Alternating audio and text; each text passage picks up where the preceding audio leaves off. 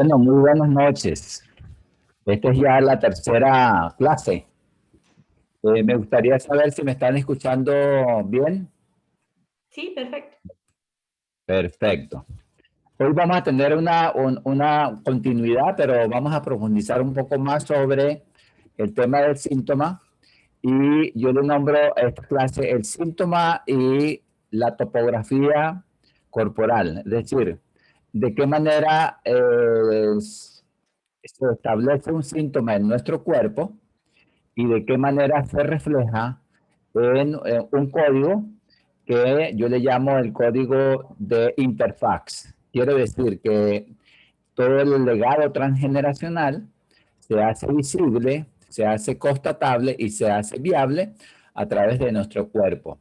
Este enfoque me apoyo mucho en la epigenética de Bruce Lipton, quien planteó desde hace 10 años aproximadamente, a través de un libro que es muy sonado, que se llama La biología de las creencias. En la biología de las creencias aparece registrado que a través de la epigenética, que no es más que la influencia del medio ambiente sobre el gen, se producen informaciones, se producen memorias que no solamente corresponden a nuestra edad cronológica actual, sino que corresponden al legado que viene desde la cuarta generación.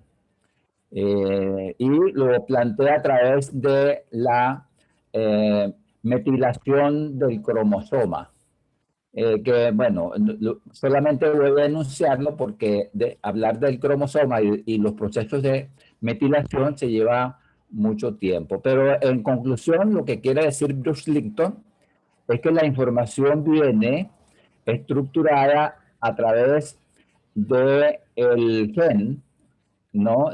Por eso se llama la epigenética. Lo que se ha influenciado, lo que ha influenciado la información no es más que la permanencia de un ancestro en una emoción que dura aproximadamente 6 meses. Me explico. Si la tatarabuela se enfadó con su tatarabuelo por una traición amorosa, esa tatarabuela probablemente murió sola, enfadada, probablemente murió con una depresión y eso hizo que se estableciera a nivel epigenético una memoria que se iba a trasladar o se iba a transmitir a las generaciones sucesivas. De hecho, yo he tenido, por ejemplo, como 4 casos que me han llamado mucho la atención. Una muchacha de 20 años que se enfada mucho con los hombres de manera reactiva y no había manera de entenderlo porque ella tenía una vida muy noble, muy dinámica, muy bien con las parejas, sobre todo con las parejas, perdón, con la figura masculina. Su papá estaba presente, sus hermanos, todo estaba como muy encajadito para que esa persona no tuviera ese síntoma. Y resulta ser que cuando se descubre que la tatarabuela tenía esa condición, que de paso la tatarabuela murió en un asilo, eh, sola, con una gran depresión, entonces cuando se hizo el movimiento que implicaba que a la tatarabuela se le diera el lugar, inmediatamente el síntoma desaparece. Es decir, hubo una curación. Ni siquiera hubo una sanación, porque nosotros más bien proponemos sanaciones, no curaciones. La curación implica la erradicación y la desaparición del síntoma. La curación implica la integración de la información a nuestra vida de tal manera que nosotros podamos entender qué es lo que nos está pasando con los síntomas. ¿Para qué? No para tomar conciencia de lo que pasó, sino para que podamos transformar nuestra vida en una dirección que implique autonomía. Esto es muy importante. El movimiento sanador no solo es una información para mantenerla en conciencia, sino que es una información dirigida al rescate de la autonomía debido a que Cuando una persona está en lealtad, no tiene autonomía, no tiene independencia. Y ese aspecto es muy importante porque cuando la persona rescata su autonomía, comienza a vivir su propia vida. Y no hay nada maravilloso, tan maravilloso en la vida de una persona como que pueda encargarse, como que pueda ser el arquitecto de su propia existencia. Lo contrario sería que la persona estuviera como una marioneta con unas lealtades en donde las reproduce y al final termina con una muerte muy dolorosa y de paso trasladando la información a los hijos, a los nietos y a toda la descendencia posterior. Entonces ese es el primer apoyo. El segundo apoyo, para hablar de las memorias, es el aporte que hace Dick Hammer, el doctor Hammer de la medicina germánica, desarrolló todo lo que es el síntoma y la enfermedad como un programa inteligente de sobrevivencia. Desde allí podemos tomar el código del síntoma, es decir, el código oculto del síntoma, qué significa, por ejemplo, que suframos de los huesos, qué significa, por ejemplo, que sean las articulaciones, qué significa que tengamos problemas, trastornos digestivos, y toda esa topografía nos permite entender a nivel transgeneracional qué información tenemos. El tercer tipo de información lo tenemos a través de los legados que nos deja Carl Jung a través de las enfermedades arquetipales. Las enfermedades arquetipales son básicamente tres. ¿Sí? Eso no lo habló Hammer, no lo ha hablado mucha gente porque es un descubrimiento reciente aplicando todo lo que es la comprensión sistémica, fenoménica y del arquetipo más primario que nosotros tenemos, como son eh, todos los diferentes aportes que hace Jung, que más o menos son 12 arquetipos, pero fundamentalmente él desarrolla lo que es el ánimos, el ánima, es decir, el ánima es la energía masculina que tiene una persona, el animus, la energía femenina que tiene todas las personas, la sombra, ¿sí? Que es todo lo escindido, todo lo que rechazamos, y tenemos un cuarto arquetipo que lo tomamos en cuenta como es el ser, quiere decir el ser integrado. Dentro de los aportes de Jung, tenemos tres tipos de síntomas. Y se los voy a transmitir de una vez porque me parece esencial que los manejemos.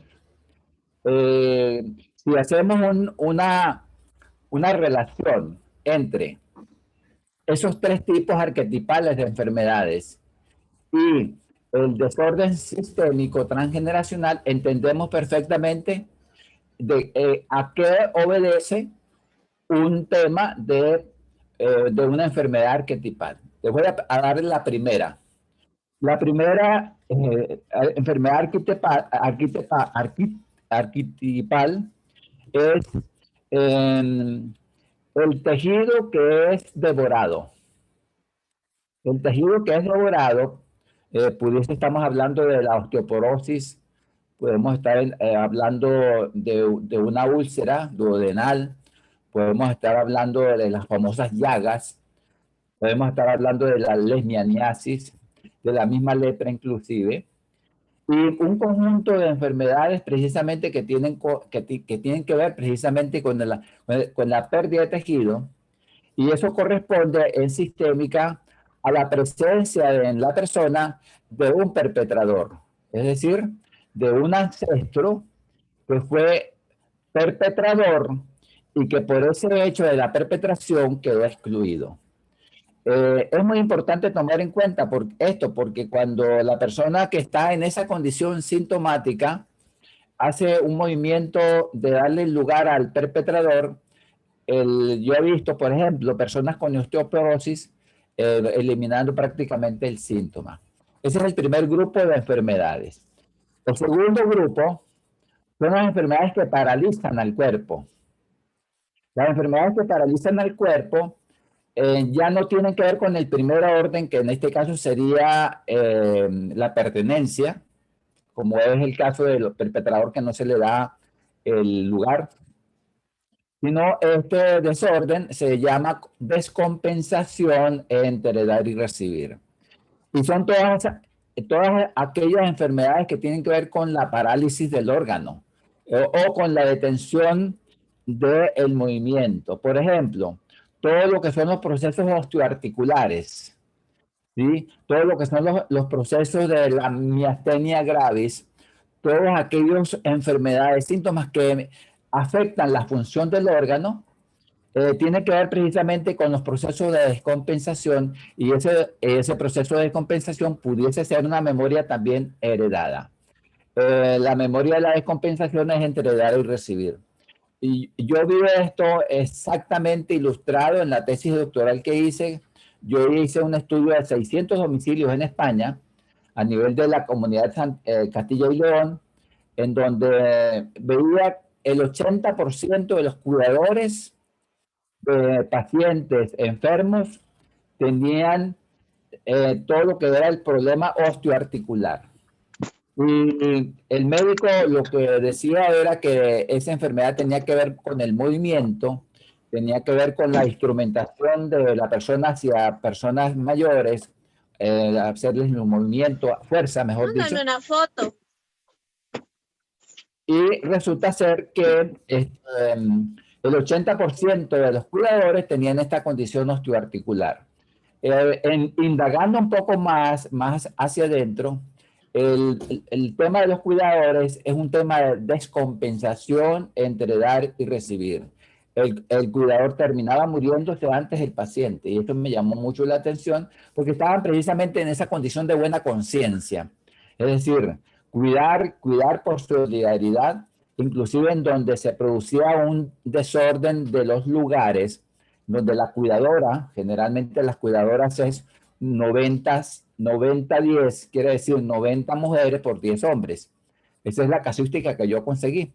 Y registro como estos, una mujer, una hija de 40 años diciéndole a una madre de 90, mi niña, o el tratamiento como una niña. Ese desorden de la jerarquía también implica que estaba comprometida en esa relación pues, de enfermedad. Y el tercer tipo de enfermedades tiene que ver con las enfermedades de invasión. Las enfermedades de invasión son enfermedades depredadoras, ¿sí? En donde al ocupar un territorio termina la persona fallecida, pero no exactamente por la nocividad de la gente que ocupa, sino por la ocupación del espacio solamente. Por ejemplo, se ha demostrado que el cáncer no mata a nadie. El cáncer por sí mismo no mata a nadie. Lo que termina matando a la persona es la invasión del órgano. Sí, porque toma el lugar del órgano y por eso es que al final termina la persona falleciendo. Entonces, el cáncer es una de ellas. Todas las enfermedades virales, de hecho, el coronavirus es un invasor por naturaleza. Las bacterias son invasoras. Y esta condición de invasión corresponde a un arquetipo de enfermedad que tiene que ver precisamente con también un perpetrador y un perpetrado. El perpetrador que invade y el perpetrado que es víctima de esa invasión. Entonces, estos son los tres tipos de enfermedades arquetipales.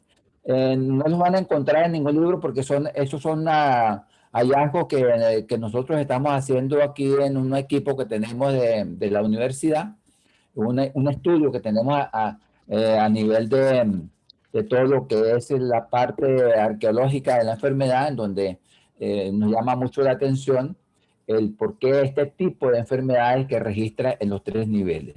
La gran pregunta es qué hacemos nosotros con ello, con esa información. ¿Sí? Tendríamos que hacer dos cosas, fundamentalmente. Primero, tomar conciencia de que existe una relación entre lo que yo tengo y el significado que le estoy dando al síntoma. Y para ello me valgo de cuatro verdades universales. La primera verdad universal es que los seres humanos nos auto, nos autodestruimos, pero al mismo tiempo los seres humanos nos autosanamos. Es decir, tendríamos que utilizar la cara de la sanación para no dirigirla, porque es verdad, el hombre es un perpetrador por excelencia, pero cuando el hombre toma conciencia, estoy hablando del hombre en general, logra producir procesos de sanación altamente importantes. La segunda verdad es que tenemos un lenguaje construido para relacionarnos con el mundo a través de los códigos. Y ese lenguaje implica que si nosotros pudiésemos utilizarlo de una manera para entender qué es lo que nos está pasando, sería una maravilla.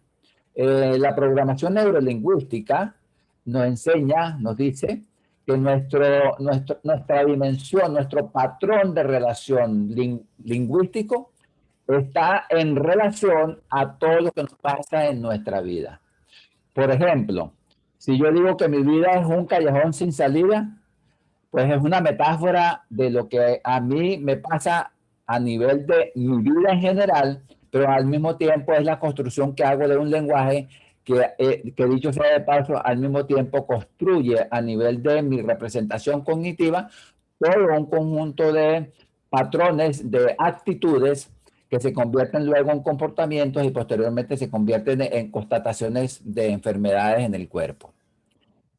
La tercera verdad es la capacidad hematopoyética que tenemos los seres humanos. ¿Qué significa eso? Eso lo descubrió muy bien Claudio Naranjo. Nosotros tenemos una capacidad de autorregulación absolutamente poderosa.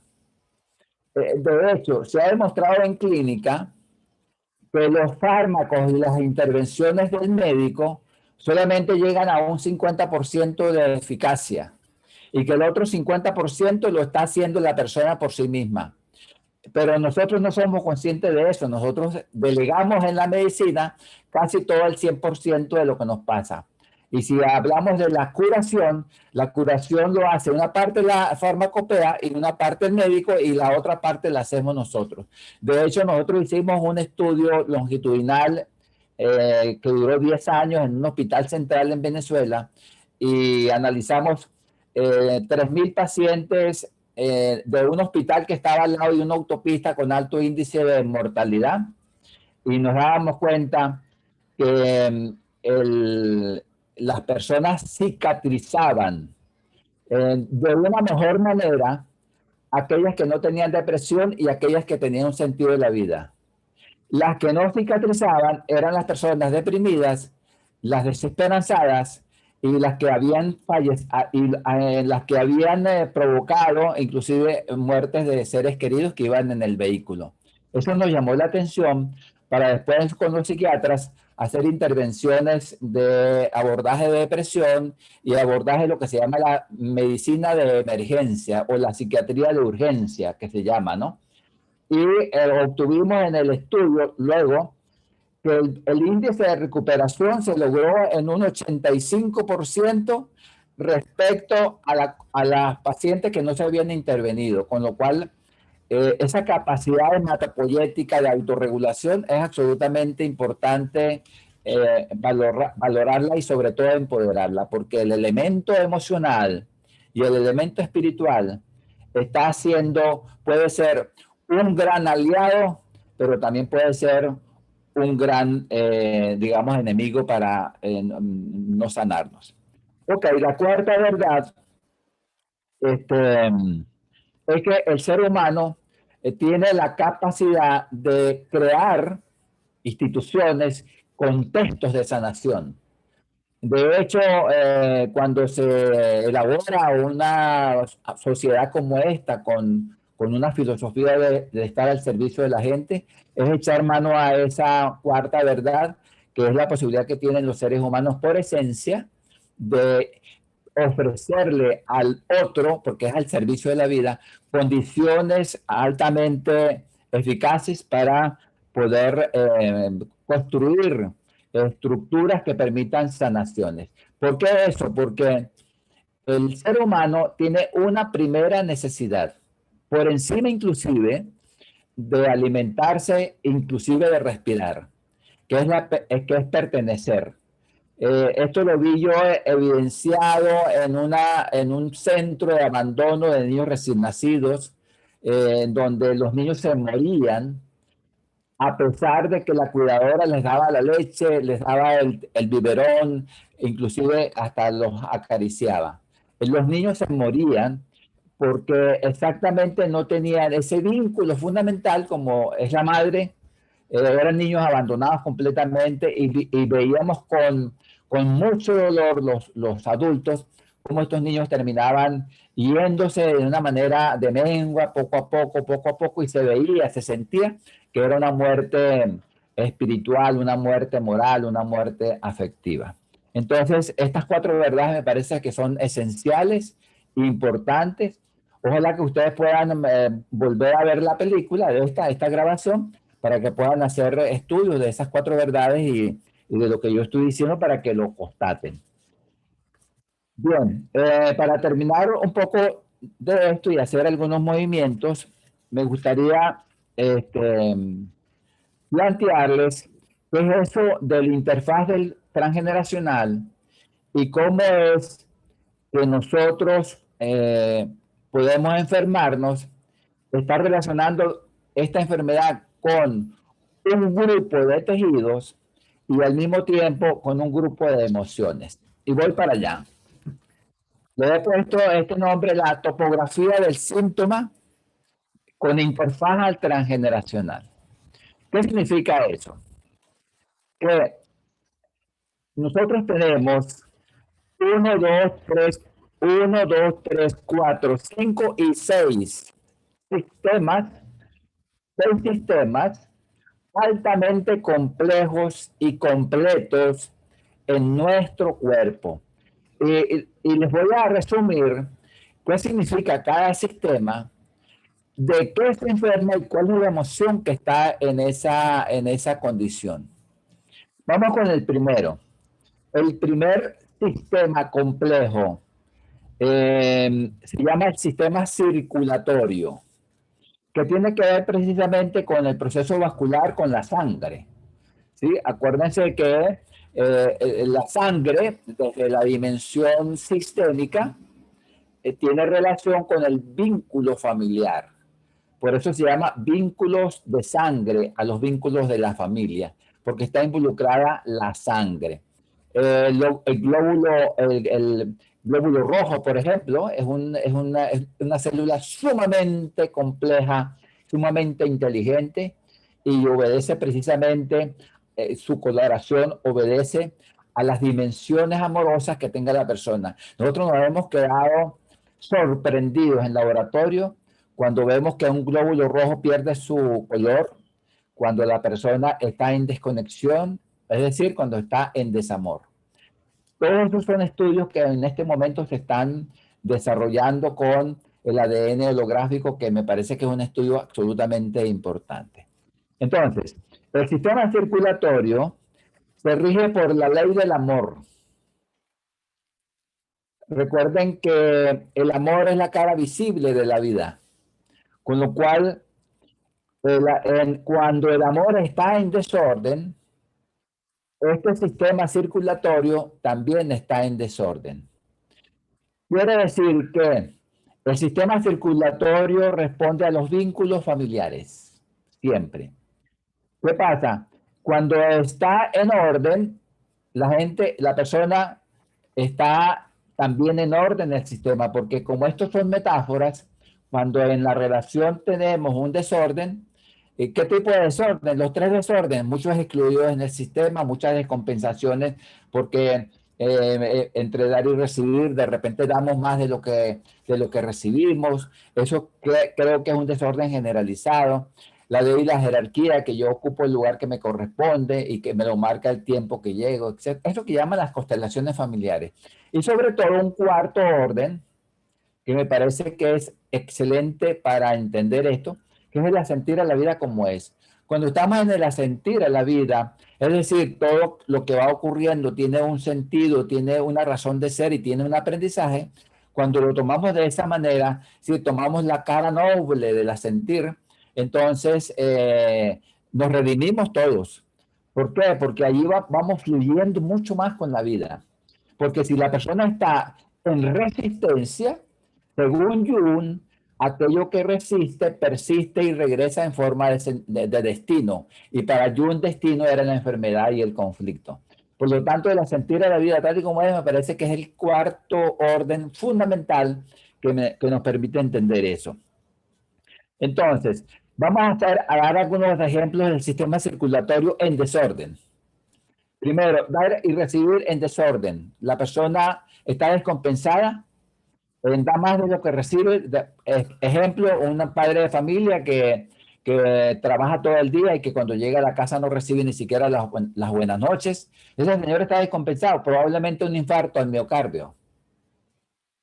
Y ese infarto al miocardio está precedido de una presión familiar, es decir, una exigencia, un maltrato, una necesidad no satisfecha, que el dinero no alcanza, etcétera, etcétera. Cuando eso está precedido, además con un tipo de estilo de vida, pues tienes el infarto asegurado.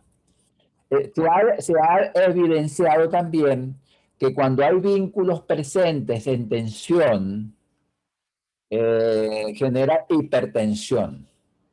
Y cuando hay vínculos ausentes, lejanos, genera hipotensión. Un ejemplo de la hipertensión es cuando vivimos una condición en doble dirección. Un abuelo que trae a su nieta con su hija a vivir a su casa porque la hija perdió su trabajo y al cabo de un mes la hija se queda en su casa y este señor lo que hace es ver a su hija hasta las 10 de la mañana dormir y no hacer nada por su independencia. Y de paso su nieta es el amor de su vida. Entonces este señor comienza a decir que se vaya, que se vaya, que se vaya de mi casa, que se vaya de mi casa, pero si se va, que resuelve un problema, se crea otro porque es que la nieta se va. Entonces ese dolor de que la nieta se va, porque es necesario que la hija se vaya, ese genera, si cambio, es decir, si cambio el conflicto, pierdo, y si no lo cambio, también pierdo. Es decir, si esto no se resuelve, sigo perdiendo porque la hija se queda metida en la casa y disfruto de mi nieta, pero si se va mi hija, pierdo a mi nieta y resuelvo el problema. Estos temas de doble paradoja son importantes en la hipertensión. Y en la hipotensión es lo que yo he visto aquí en Venezuela. Mucha gente hipotensa, que generalmente son personas que los hijos se han ido a otras partes como Chile, Argentina, Colombia, etcétera, etcétera. Este es un país de migrantes en este momento. En el transcurso de 15 años se ha convertido en un país de ser de acogida a ser un país de emigración. Esa es la realidad. Ok. Vamos con el segundo sistema. El segundo sistema se llama sistema linfático. El sistema linfático sabemos que es el sistema de defensa. Es lo que nos defiende en la vida. De hecho, la psiconeuroinmunología tiene toda una corriente importante para trabajar con el sistema linfático. El sistema linfático se basa en una ley fundamental que es protección. Protección, te protejo contra todo agente que venga de afuera y que venga de adentro. De hecho, la mejor vacuna que podemos tener ante el coronavirus es la vacuna, pero además la vacuna interna, que es la capacitación y el empoderamiento de nuestro sistema inmunológico, que viene en tres posibilidades: ejercicio físico, alimentación y bajar el estrés. Esas tres cosas permiten que el sistema inmunológico realmente se fortalezca. Bien, ¿cuál es la emoción que está relacionada con el sistema linfático y la desprotección? La indefensión. La indefensión significa, eso lo observó muy bien Víctor Frank en los campos de concentración, él observaba que la gente que estaba en indefensión, los prisioneros en indefensión, se entregaban a la muerte de una manera casi estoica. Quiere decir que se autoinducía una muerte por el proceso de indefensión. Indefensión es desesperanza perdida. Quiere decir esto que por más que yo intento hacer algo, no lo puedo resolver y eso me frustra y quedo yo en un proceso de desesperanza aprendida. Entonces la indefensión es la emoción fundamental. Ya sabemos que cada vez que encontremos a una persona en indefensión que correlaciona con depresión, con ansiedad y con desesperanza, podemos tener seguro de que tenemos un sistema inmunológico completamente desflecado. Con lo cual, tendríamos que posiblemente hacer un abordaje de esta emoción. Sigo. Sistema digestivo. El sistema digestivo se basa precisamente como única ley, una única orden, que es asimilar la sustancia que ingresa a mi cuerpo. Pero no solamente asimilarla, sino soltarla también. Lo que son los procesos anabólicos, que es asimilar los alimentos en su justo alimento, en su justo nutriente, y eliminar aquello que nos sobra. Pero eso se llama efecto catabólico y efecto anabólico. Cuando hay un desorden en cualquiera de esas dos programaciones, estamos ante un problema de la sentir a la vida tal y como es. Probablemente hay mucha resistencia. La emoción fundamental en el trastorno digestivo es el resentir. De hecho, piedras en la vesícula es las piedras que tengo adentro de la metáfora. Entonces, el resentimiento es un aspecto de resistencia a la vida y hace que la persona, por supuesto, esté en un proceso de indigestión.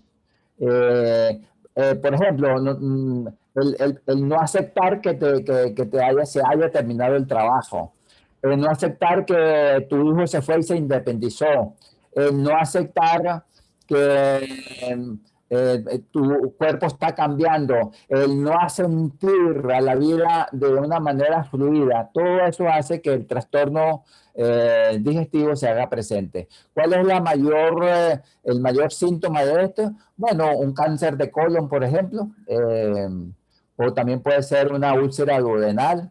De hecho, hay una relación entre personalidad y úlcera, lo que llaman el colon irritable.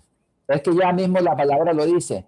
¿Qué te irrita en la vida? El colon irritable es precisamente el resentir que la persona tiene colapsado y que no logra expresar. ¿Qué hay que hacer allí? Bien, en los trastornos digestivos, fomentar el asentir de la vida. Por lo tanto, este curso del síntoma como maestro nos puede servir excelente, porque aquí tenemos el arte de entender qué nos dice el síntoma y qué nos dice la enfermedad. Por lo tanto, al conectar ese sentido que nos da el síntoma y la enfermedad, inmediatamente estamos haciendo mucho bien a las personas. Seguimos con el cuarto. El cuarto es el sistema óseo.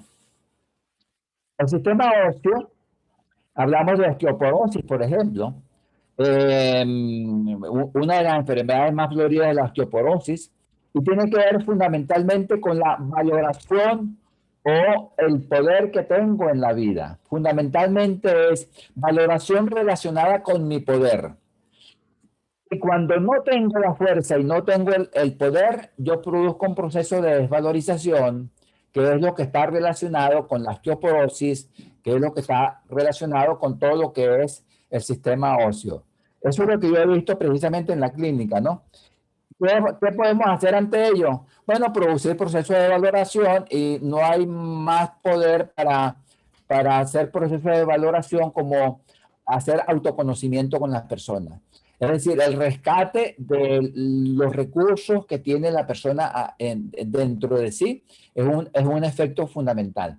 Todos nosotros tenemos recursos fundamentales para resolver nuestros problemas. La idea es empoderarnos. Bueno, seguimos. El último grupo es el grupo muscular, ¿ok? El grupo muscular es el sostén, es la fuerza, es, tengo la fuerza para moverme, tengo la fuerza para ir, tengo la fuerza para quedarme. El Parkinson, por ejemplo, es una emoción de un cuerpo encendido, es como un carro encendido, pero que no puede ir a ninguna parte. Yo he trabajado con personas con Parkinson, que es cuando la dopamina se va, se disminuye. Y lo que he visto allí a nivel clínico es que la persona quiere estar en un lugar, quiere estar en otro lugar, no en el lugar que está. Entonces es Parkinson. ¿Qué se puede hacer allí? Porque esto es un tipo de desvalorización. eh, relacionado con la baja autoestima y la impotencia ante hacer cambios en su vida. Igual, aquí lo que más sirve es el contacto de esta persona consigo mismo para poder empoderarlo y para poder reconectarlo con realmente lo que le corresponde hacer en su vida.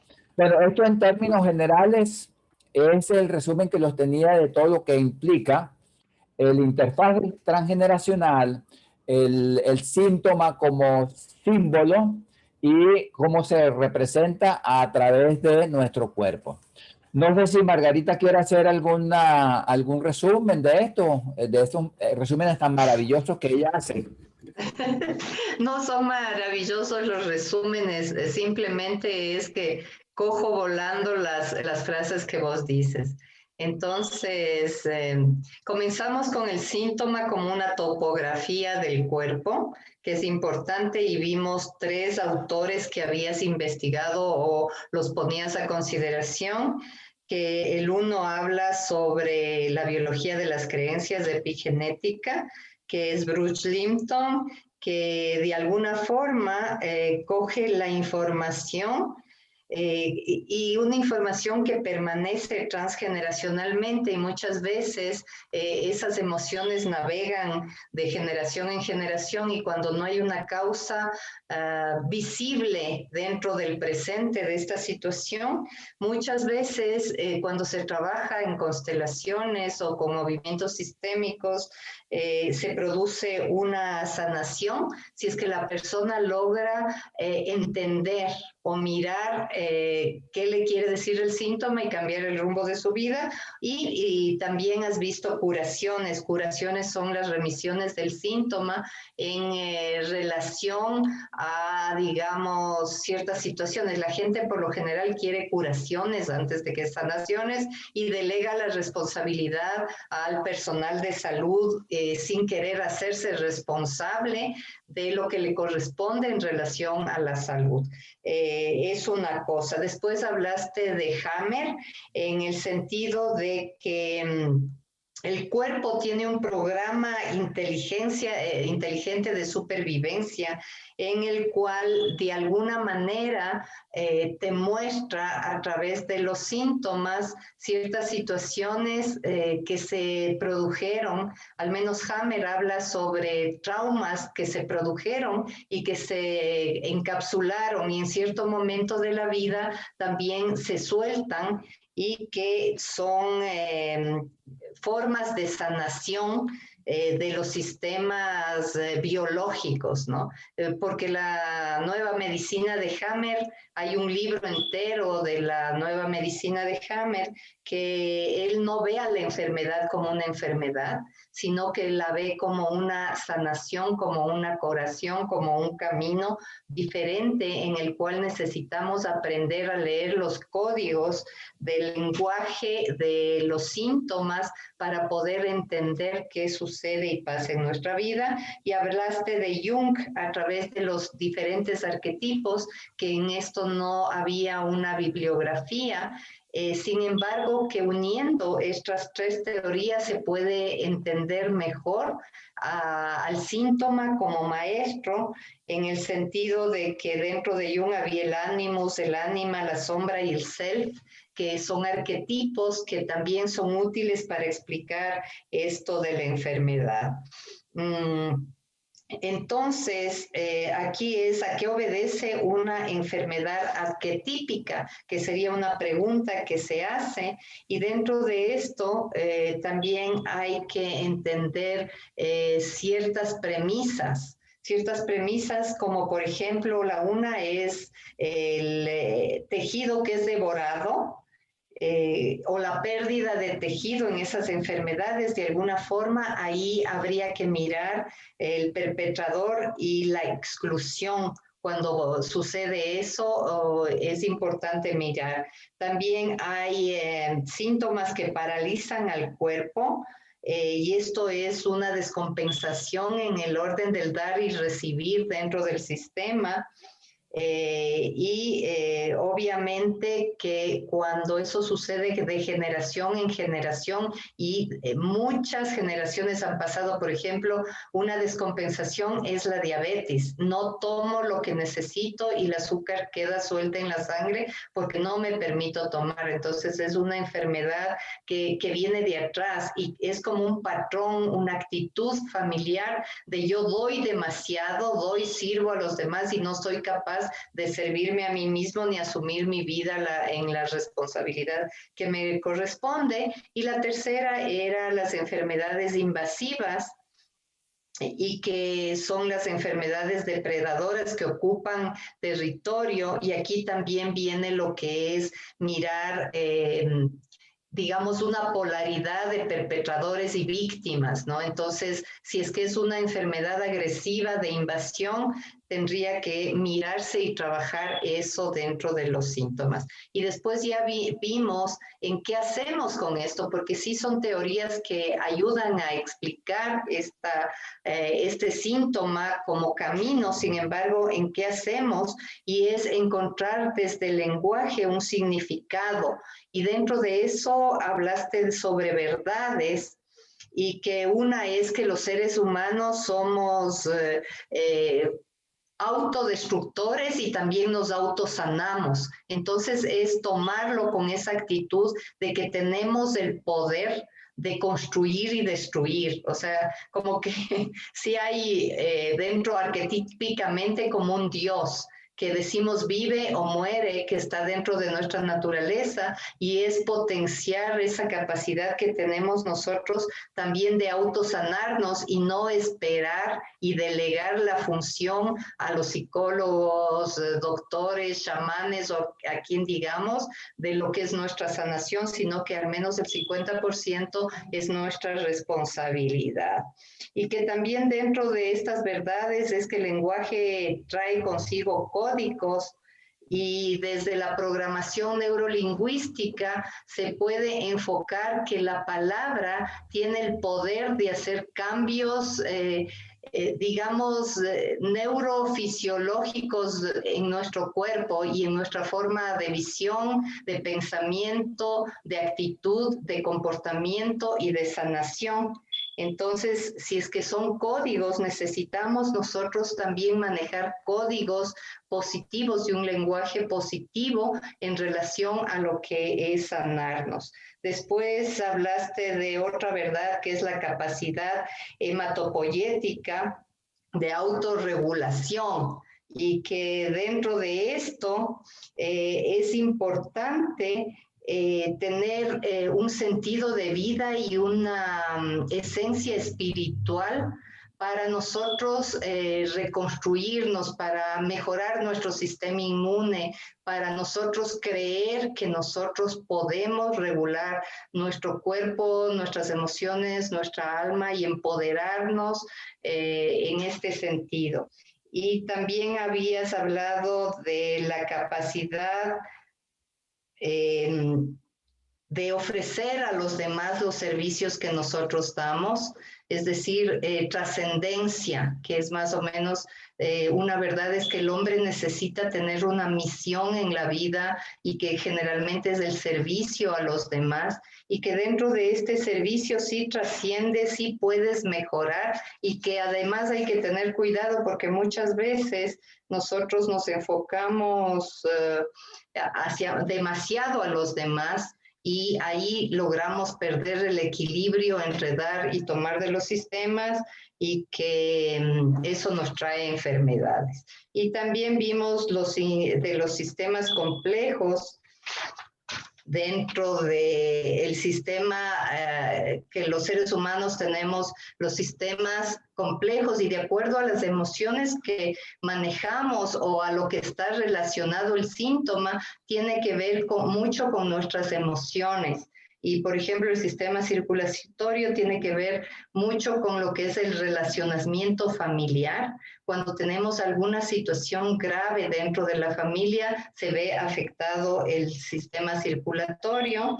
El sistema linfático, en cambio, es un sistema de defensa, de protección, y cuando hay un sentimiento de indefección o de incapacidad, minusvalía, se ve afectado.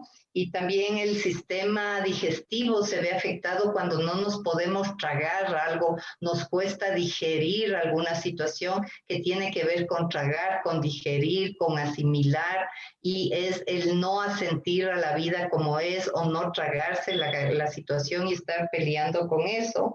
Igual también tenemos un sistema óseo que tiene mucho que ver con la estructura, y la estructura es de lo que yo soy, de lo que yo valgo, de cómo me posiciono en la vida, y cuando no tengo esta capacidad se ve afectado con lo que es la disminución, la osteoporosis, este tipo de situación. Y el sistema muscular, que tiene que ver con el movimiento, con el ir hacia, con la fuerza, y que de alguna forma necesitamos tener la valoración y autoestima del convencimiento de que sí podemos para funcionar. Entonces, significa esto que todo nuestro cuerpo, todo lo que es el sistema, digamos, del cerebro reptil, el mesocerebro y el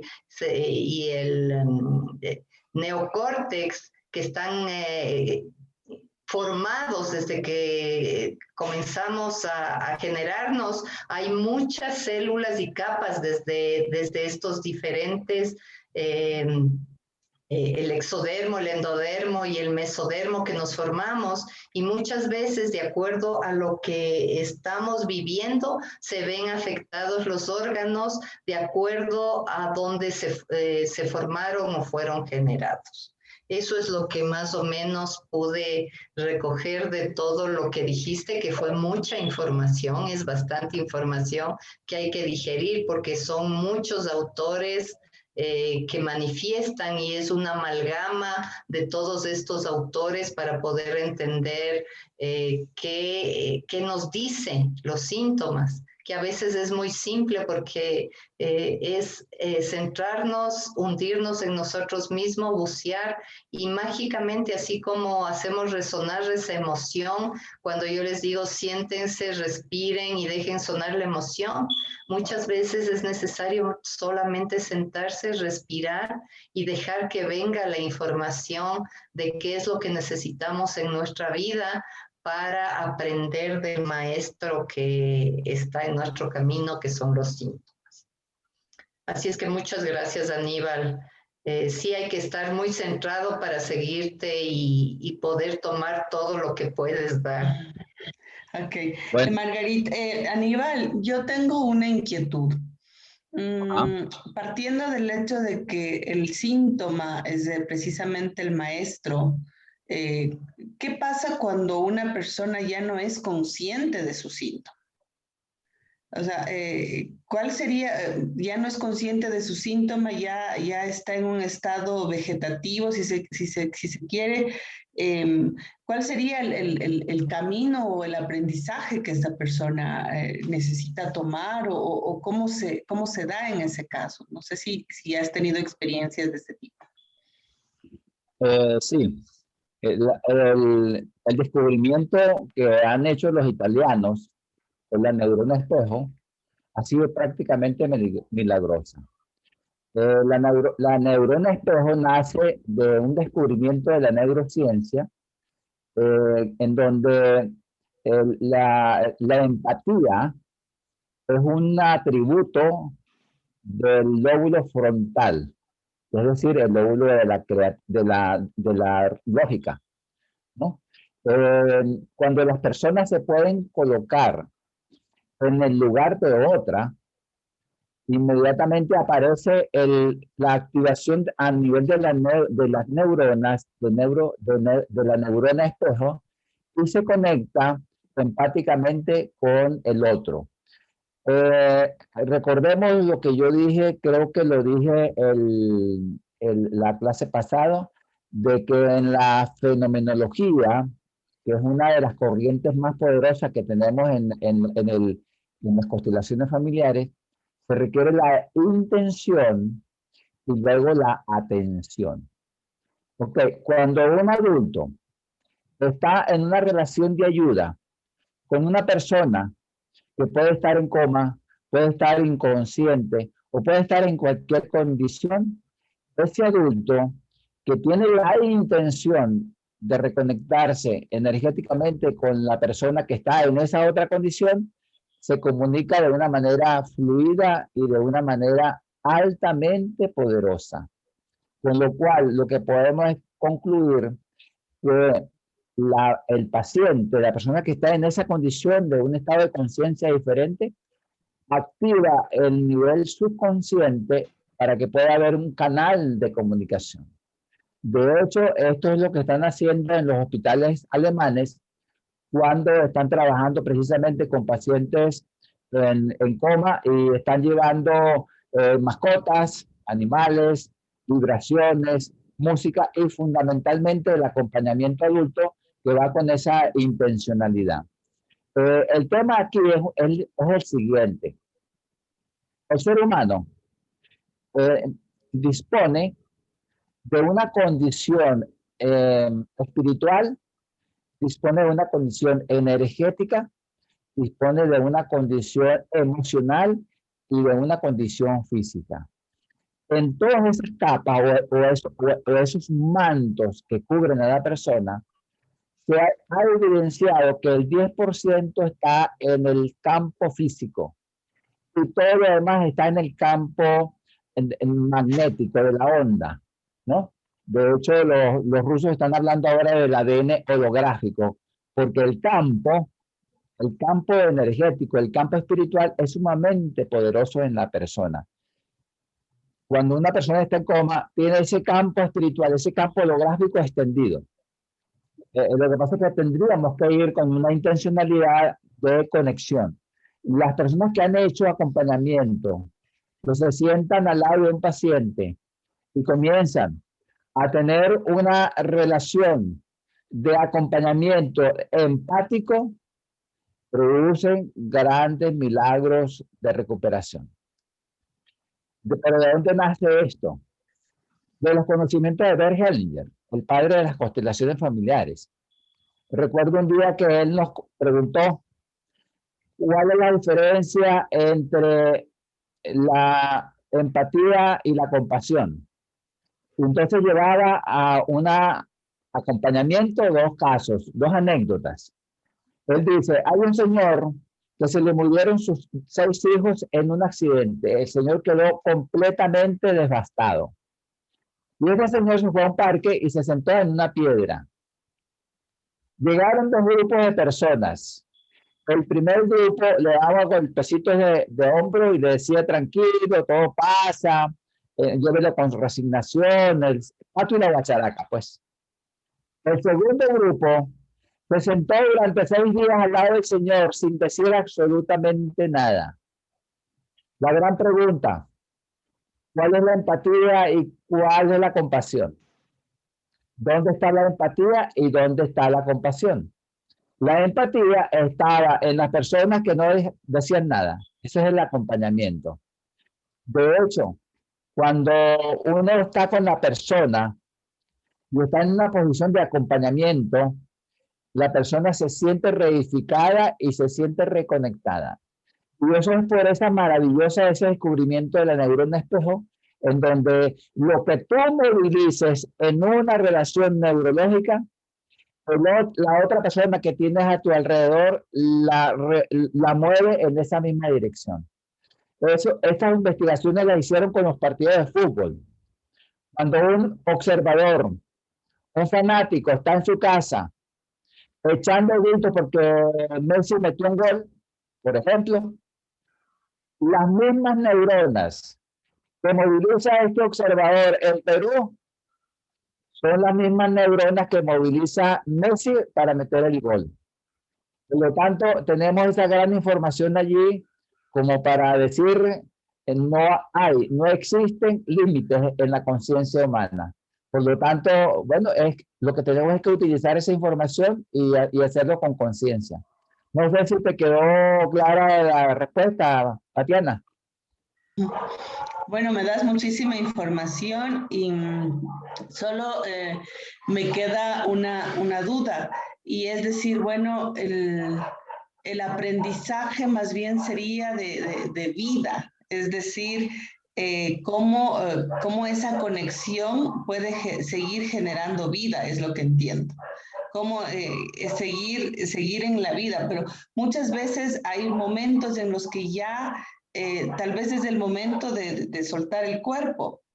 Y ahí es donde viene mi duda y decimos, bueno, ¿cuál es el aprendizaje para la persona que ya no tiene conciencia, que ya no está aprendiendo, si se puede decir así? O tal vez sí hay ese aprendizaje, pero a otro nivel que ya no es físico. Bueno, mira, en relación a eso, todos los seres humanos van en trascendencia. Que unos tengan conciencia más directa que otros, eso es el tema de discusión. Pero todas las personas están en trascendencia. Eso quiere decir que todas las personas en el planeta tienen una misión. De hecho, Bert Hellinger, tomando la mística cotidiana de Aristóteles, se basó en el hecho de que Aristóteles decía que había una fuerza que pensó al ser, una fuerza que pensó al universo, y esa fuerza que ha pensado a ese ser ya tiene una misión, tiene un proceso de trascendencia. Eso es lo primerito. Lo segundo, nosotros cuando trabajamos en acompañamiento, nosotros somos eminentemente reconectores. ¿Con quién nos reconectamos? Entre mi subconsciente y el subconsciente de la persona. Pero lo maravilloso de esto es que no necesitamos que la persona esté al lado nuestro, sino que puede estar a 10.000 millas. Es más, yo ahorita estoy haciendo reconexiones con gente que está en Japón y que no manejan el español. Acompañamiento de personas que están en China. Entonces, el tiempo es cuántico, es decir, todo esto es cuántico en el sentido de que las reconexiones se hacen de una manera poderosa, solamente teniendo la intención y reconectando con la energía. Claro, hay un requisito fundamental. No puede ser ni canalizador de energía. O sea, no es que no puede ser, sino que no debería ser ni canalizador, ni deberías manipular la energía. Si lo haces, es prejuicio propio. Lo que sí podemos hacer es reconexión entre mi subconsciente y el subconsciente del otro, esté donde esté. De hecho, es con lo que estoy trabajando en este momento.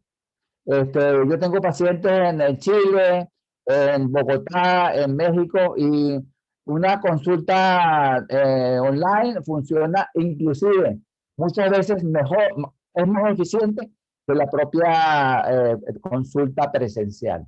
Esa es la experiencia que yo tengo actualmente. Por lo tanto, estamos en un portal inmenso, en un portal de desarrollo de la conciencia. Lo que pasa es que todavía no nos hemos dado cuenta, porque muchas personas, y gracias que lo hicieron masa crítica.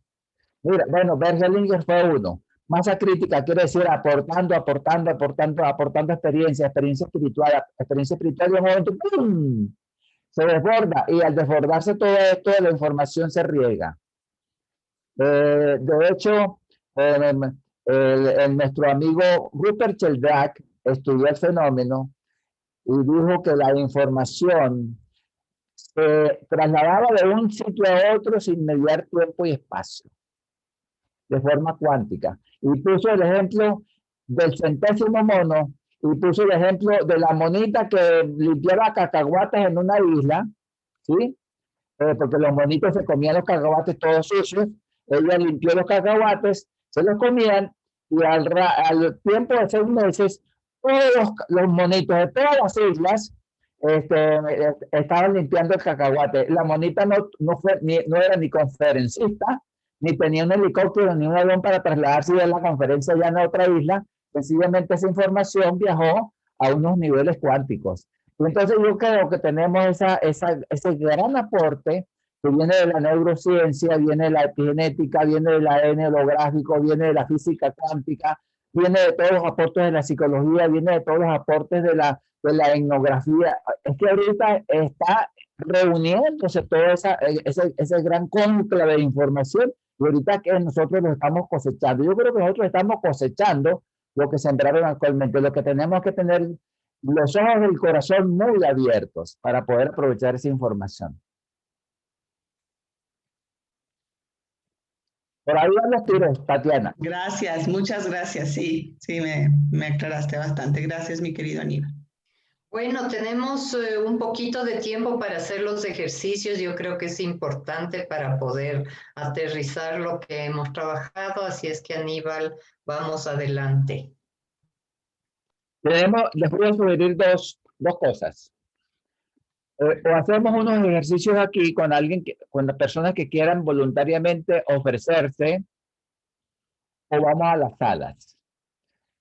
¿Cuál es el ejercicio o el movimiento?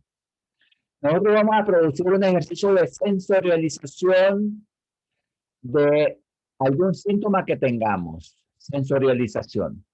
Y luego, una vez que tengamos la sensorialización, vamos a tener la información del transgeneracional y poder hacer procesos sanadores. Quiere decir un acompañamiento de sanación.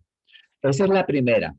Si hay alguien que quiera trabajar un síntoma, el que sea, le podemos hacer un movimiento y sirve para que las personas puedan tener como este marco de referencia. Si no es así, entraríamos a las salas y yo les transmitiría una indicación para que ustedes hagan allí mismo. Para mí me parece como más rico que hagamos aquí algunos casos de análisis y de abordaje que permita que todas las personas puedan presenciar lo que se está haciendo. Entonces lo que tú dices aquí, Aníbal, hazle caso a tu guía interior. Si te dice aquí, es aquí. Más bien, Guillermo, vayamos viendo los síntomas. Guillermo está pidiendo la palabra. Guillermo, tienes la palabra. Sí. ¿Cómo está, doctor Aníbal? Bueno, me parece que es más, digamos, puede ser más aleccionador la oportunidad de verte trabajar con alguien, y no sé si yo pueda hacer el conejillo de Indias, pero si hay alguien que esté interesado, pues que levante la mano también. Que yo soy parte del grupo aquí capacitador, pero quisiera darle. Bueno, Guillermo, mi guía interna dice que lo vamos a hacer contigo, pero los demás también lo van a hacer a su nivel. Ok. Contigo porque vas a nombrar un síntoma, vas a tener un síntoma y luego todos los demás van a hacer el recorrido del movimiento y luego que trabajemos contigo, si los demás quieren preguntar algo de lo que les está sucediendo, perfecto, es válido, ¿vale? Entonces vamos. Listo, Guillermo, muchas gracias por colaborar. Voy a tomar solamente los datos tuyos. Guillermo, tu apellido, Guillermo. Rodríguez Vega. Rodríguez. Ok, Rodrigo, ¿qué edad tienes en este momento? 63. 63. Vale, solamente dime, ¿vas a trabajar un síntoma? Un síntoma. Ok.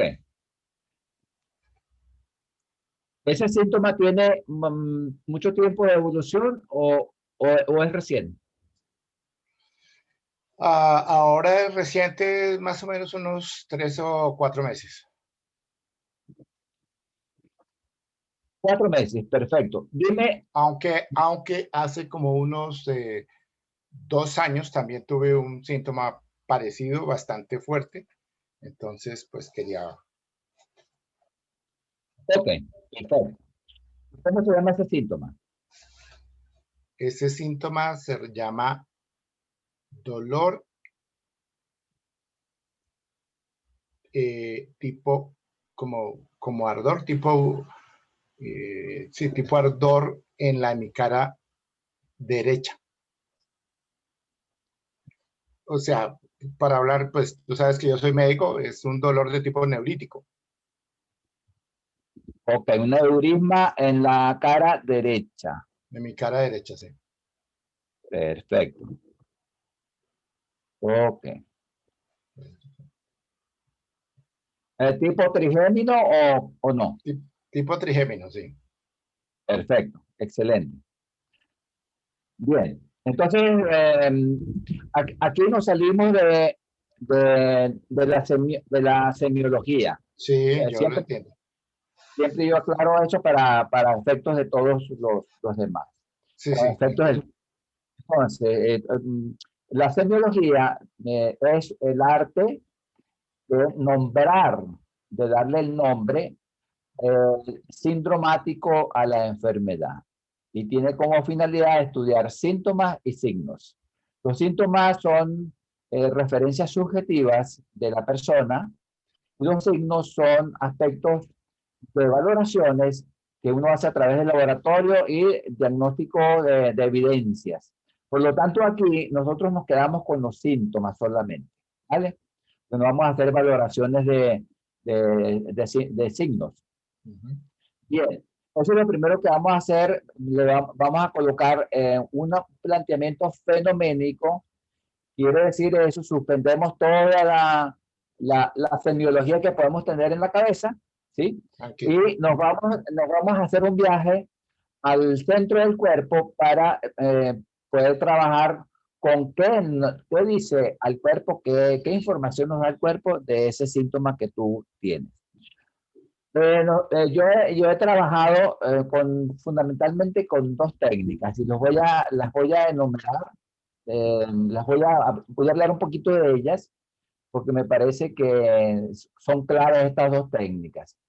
La primera técnica es una técnica eh, biomagnética del pulso VAS, que se llama el pulso VAS, es cuando uno coloca el pulgar izquierdo en el radial derecho,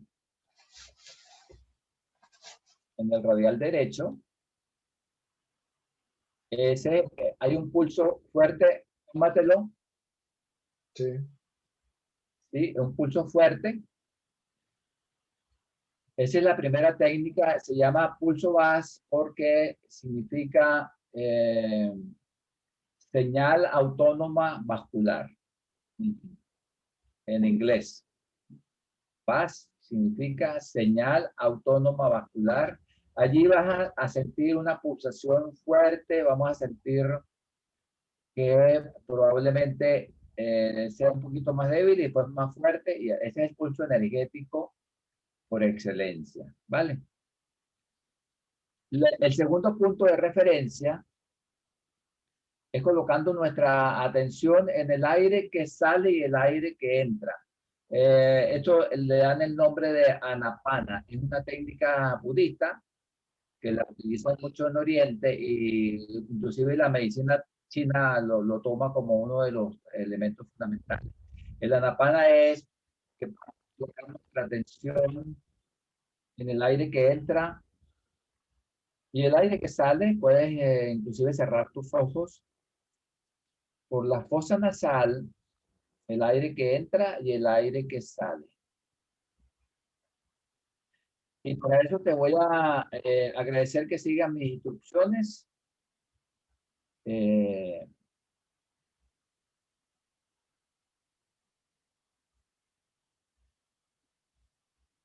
El aire está entrando por mis fosas nasales. El aire ha terminado de entrar y el aire ha comenzado a salir. El aire ha dejado de salir y el aire ha comenzado a entrar. El aire ha dejado de entrar y el aire ha comenzado a salir. Esto nos garantiza que esa inhalación y esa exhalación tengan un margen de uniformidad, haciendo un vacío en la salida, haciendo un vacío en la entrada.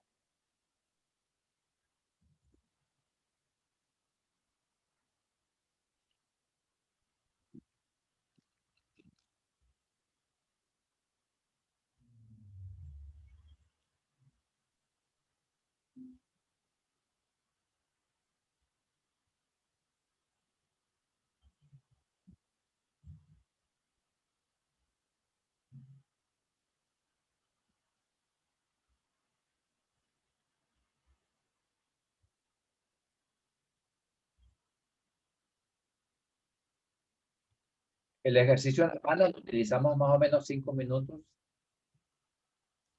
Produce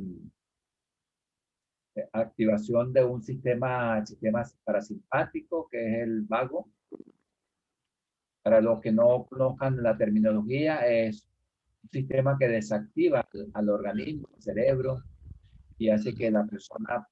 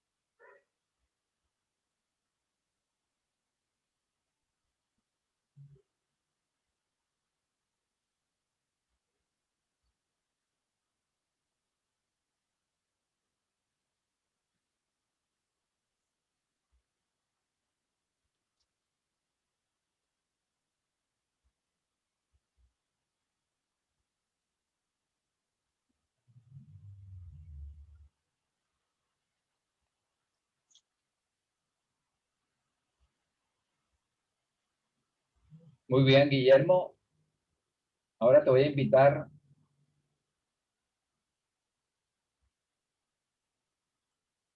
a el proceso de sensorializar el síntoma. Quiere decir eso, que el síntoma,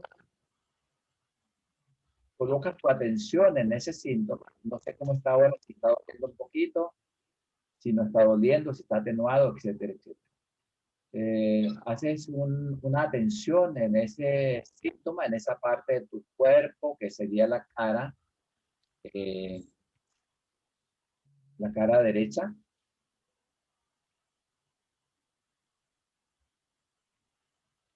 Y al tomar conciencia del síntoma,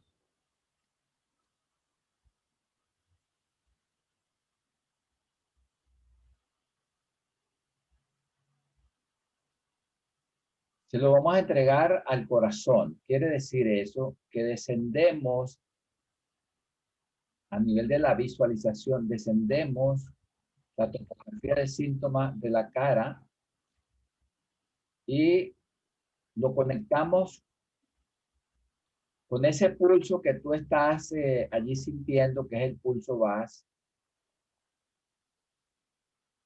A ver si puedes unir, yo creo que si puedes unir pulsación del dolor en la cara con esa pulsación del pulso VAS. Y se lo vas entregando al corazón.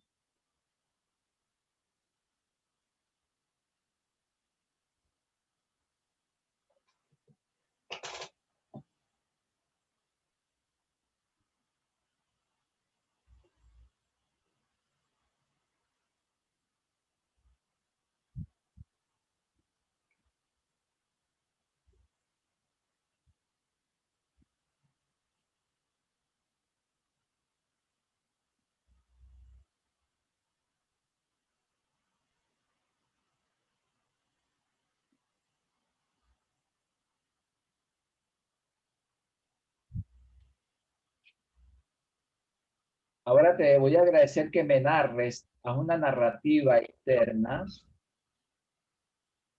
de ese viaje de sensorialización que estás haciendo con tus síntomas. Por ejemplo, ¿dónde lo tienes ahorita? Si lograste entregárselo al pulso, si se unió el pulso con el dolor, si el dolor está atenuado, si está florido y si lo pudiste hacer llegar al corazón. Ok. Sí, el síntoma estaba como en la órbita del ojo derecho, en la parte inferior, en la región de la mandíbula y como en la encía de ese lado. Y cuando tú dices respira y llévalo al pulso, entonces como que eh, es como que se va por el cuello y baja por el brazo, ¿no? Hasta el pulso. Y entonces siento el pulso más fuerte. Perfecto. Excelente. Ahora vas a hacer esta conexión. Todavía sigue con el pulso VAS, pero esta Sí, conexión de unión con las manos y lo llevas a tu corazón.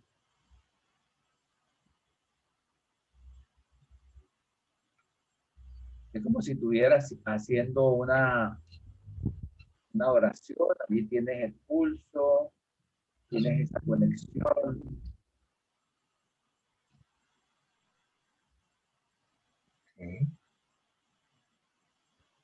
Vamos que cuando llevo el brazo hacia el corazón, también siento como de pronto pulsa también en la zona del, eh, en la órbita, por debajo en la órbita inferior de la cara, ¿no? Del ojo. Ok. Yo te voy acompañando aquí porque aquí aparece algo importante. Las manos se colocan como enfrentadas una a la otra.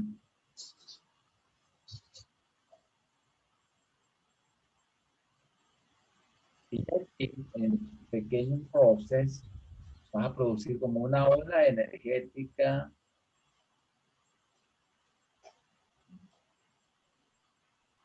como una vibración energética en esos dos lugares.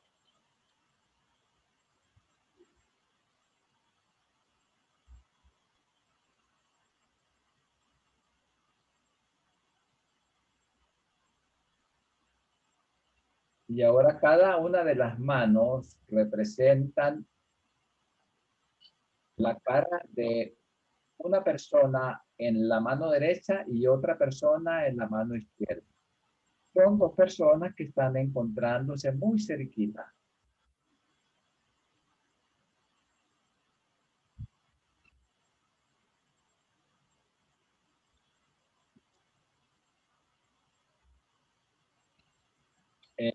No hay separación entre esas dos personas, están muy cerquitas. están contactando amorosamente. Son dos personas que han tenido un reencuentro importante.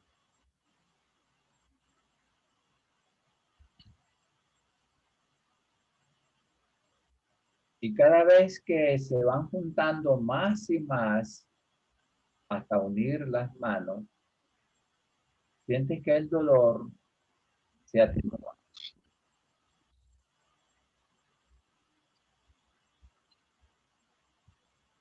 Si vas separando estas dos caras, sientes que el dolor se aumenta.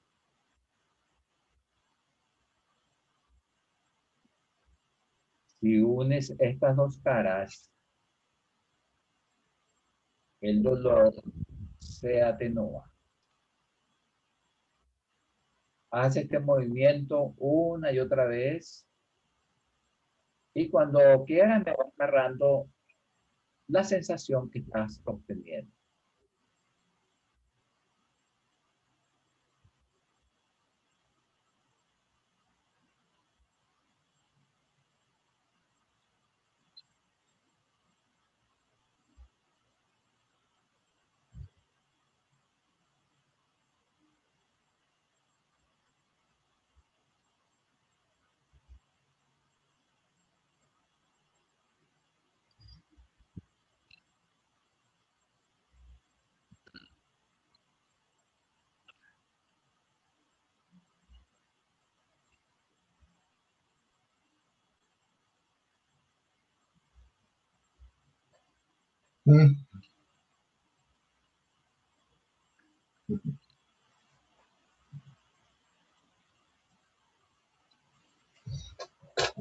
Ha disminuido, ¿no? Disminuyó bastante. Aún hay un poco de sensibilidad. Cuando separas, aumenta, y cuando unes, disminuye. ¿Sí? Sí. Vale. Perfecto. Ahora vamos a hacerlo mucho más lento.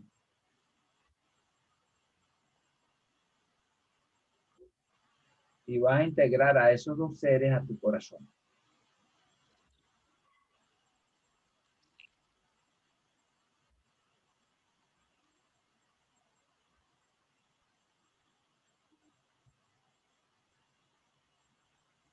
Les dices, entrego mi dolor a mi corazón.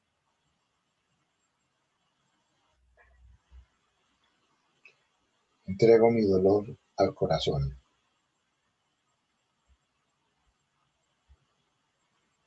Entrego mi dolor al corazón. Algo estaba separado. Algo estaba separado.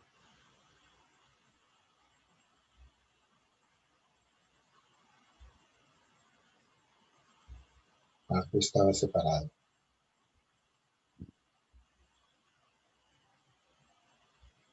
Cuando vas diciendo esto, hay una resonancia dentro de ti, de una experiencia de vida,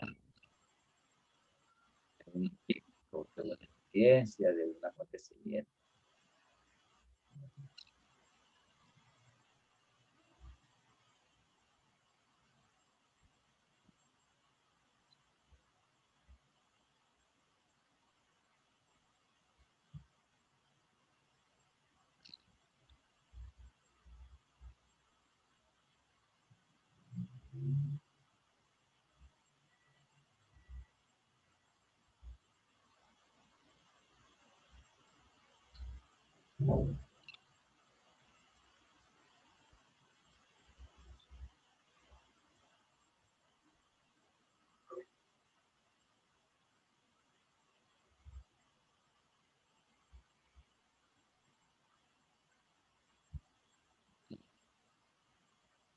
Cuando te llevas las manos a tu corazón, Guillermo, ¿qué sucede?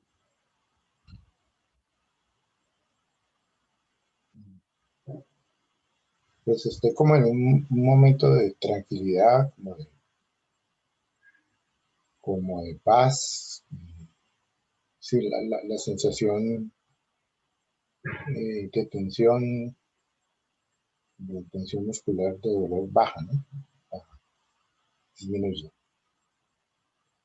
Cada vez más pequeño. Perfecto.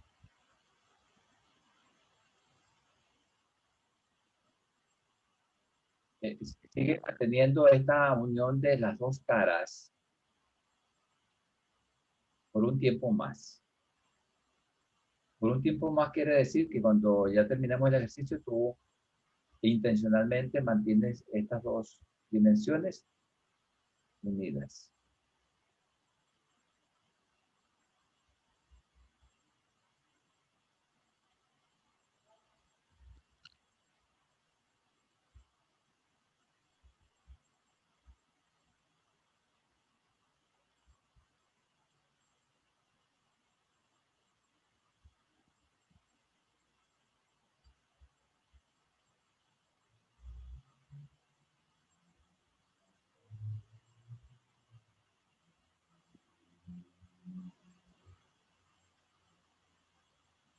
Ok.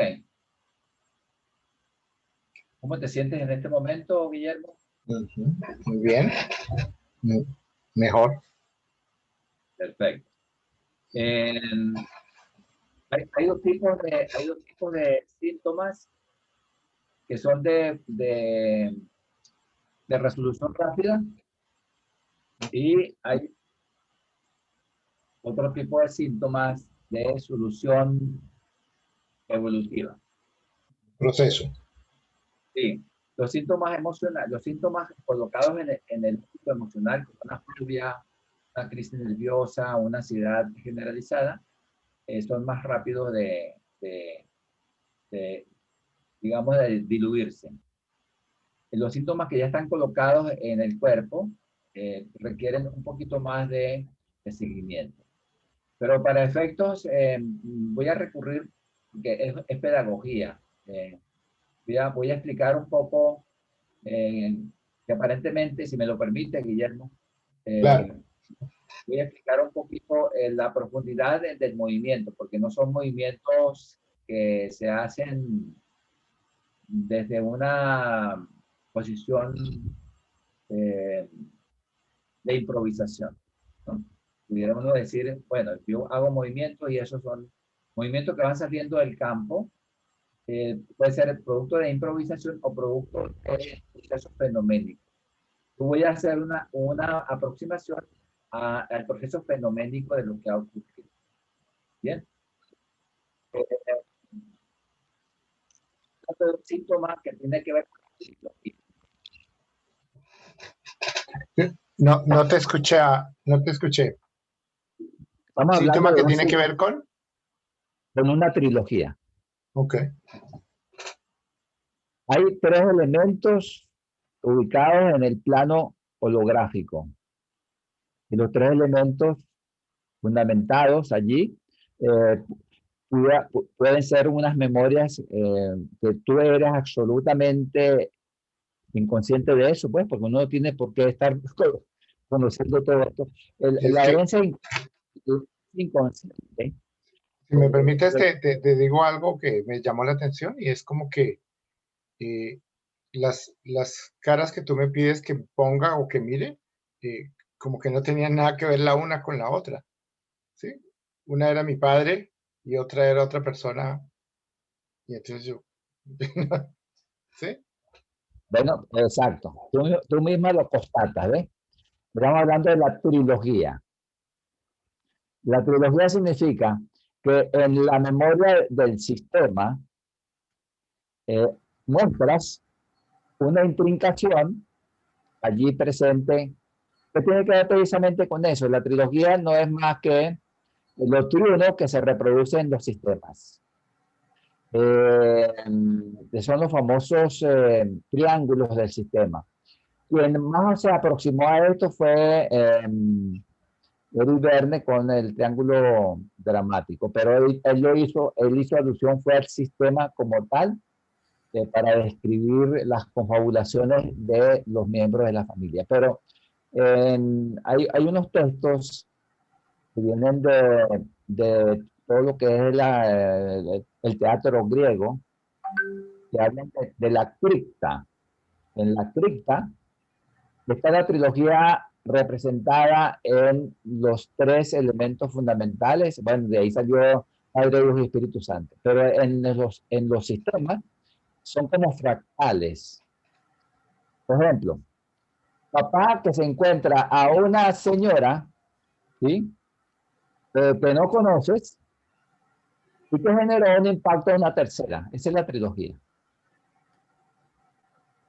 Y el trigémino lo muestra a través del dolor. Es decir, el dolor de la separación del sistema lo muestra en la cara a través del trigémino por la trilogía.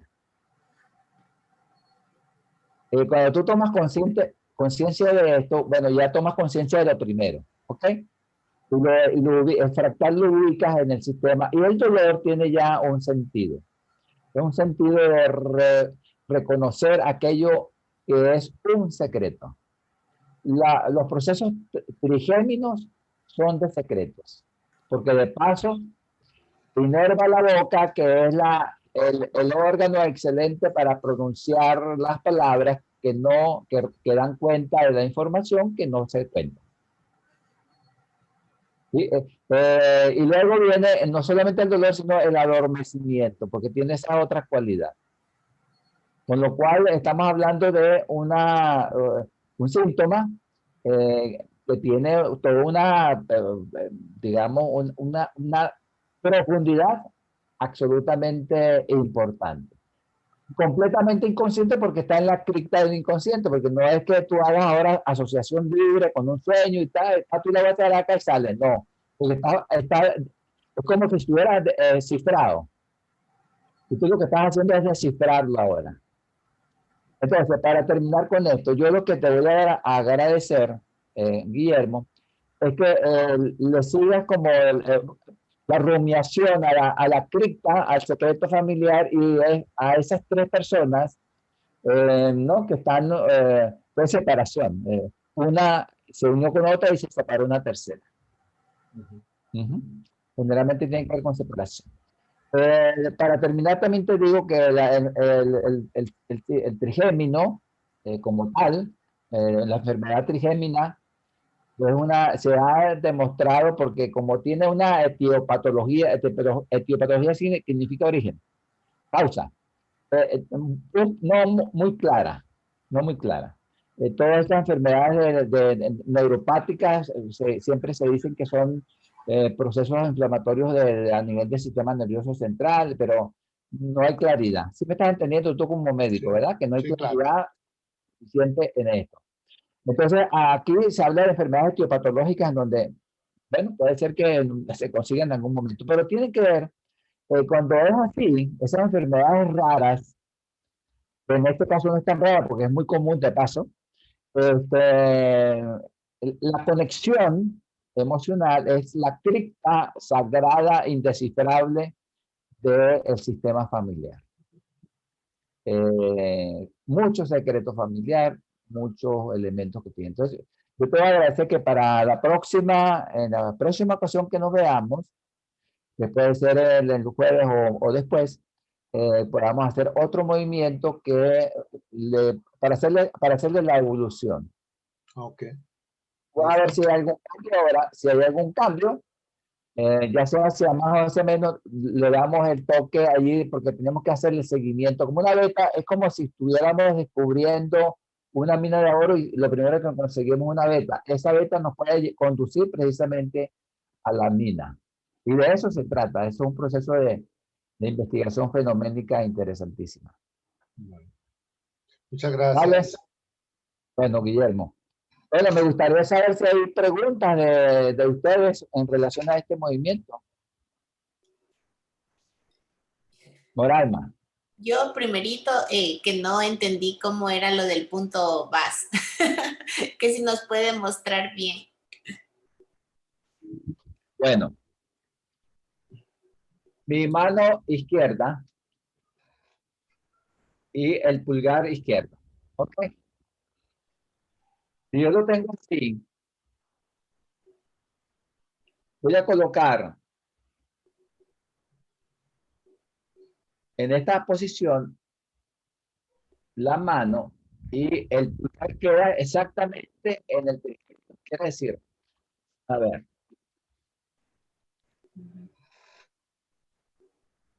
¿Sí lo ven? Ay. A ver si me lo ven por aquí, el trigémino. Oh, es que no hallo cómo agarrar la cámara para que me lo vean. Aquí.